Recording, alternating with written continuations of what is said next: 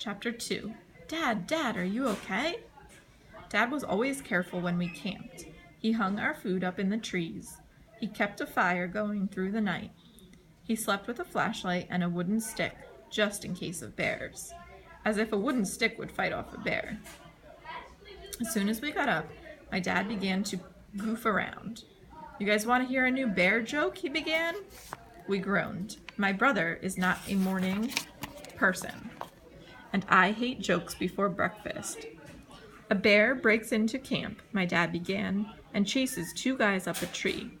The bear is growling and the guys are scared. Timmy burped. My dad went on. So the first guy puts on his running shoes. Then the second guy says, "Why the running shoes? You can't run faster than a bear." Dad looked at us both.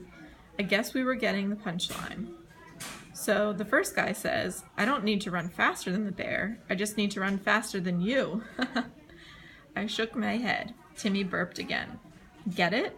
I just have to run faster than you. If the bear gets the one guy...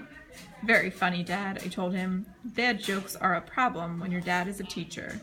Anyhow, Dad cooked us some pancakes for breakfast. He had to climb way up a cliff to where we built the fire.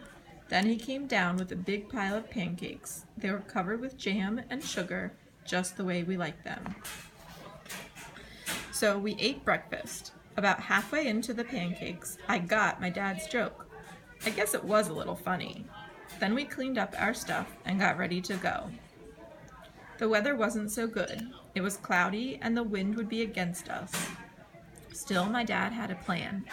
4 days of paddling, then 2 days at camp. We always kept to the plan. We got our stuff back in the canoe. Then my dad went over by the rapids. He took a pail of water and put out the fire. But when he got over there, Dad began goofing around. "Hey guys," he shouted to us, "look over here."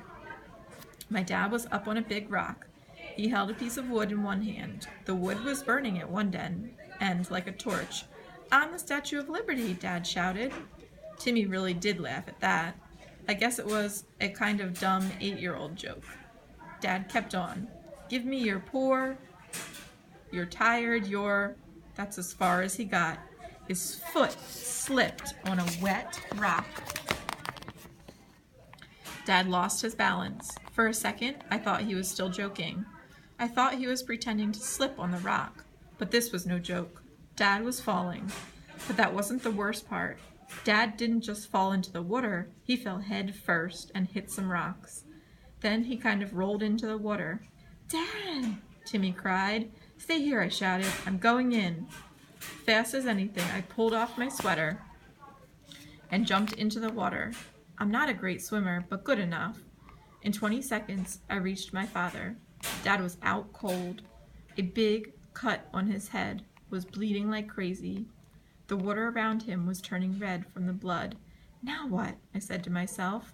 I knew I had to get Dad out of the water. That was number one. But I've never had a life-saving course. So I tried to think, what do they do in the movies? Okay, wrap my arm around his neck and then drag him backwards. It's easy in the movies. In real life, it's hard. My dad was floating, but he couldn't help me.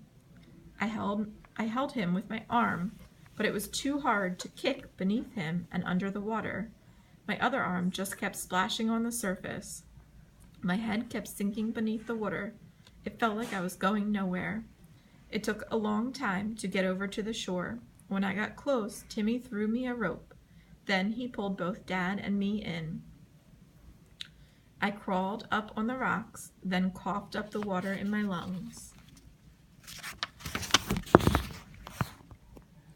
"Connor, help me!" my brother cried. He was trying to pull Dad up on shore all by himself. I ran over beside him and grabbed Dad's other arm. "Pull!" I shouted. With the two of us working together, we got Dad out of the water. "Get the first aid kit," I shouted. Then I began coughing again. Timmy ran to the canoe and began looking. It took him a long time. The first aid kit was packed in the bottom of the barrel. At last, Timmy came running back with it. I searched through the kit. I needed a bandage, one of those big cloth bandages. Somehow, we had to stop the bleeding. At last, I found what I needed. I pressed the bandage onto my dad's head. The bandage began to turn red from blood. Dad, are you okay? Timmy asked. I shot my little brother a look. Of course Dad was not okay. He was knocked right out, but at least he was still breathing. He's breathing, I told him. Dad, Timmy repeated, and then he started to cry.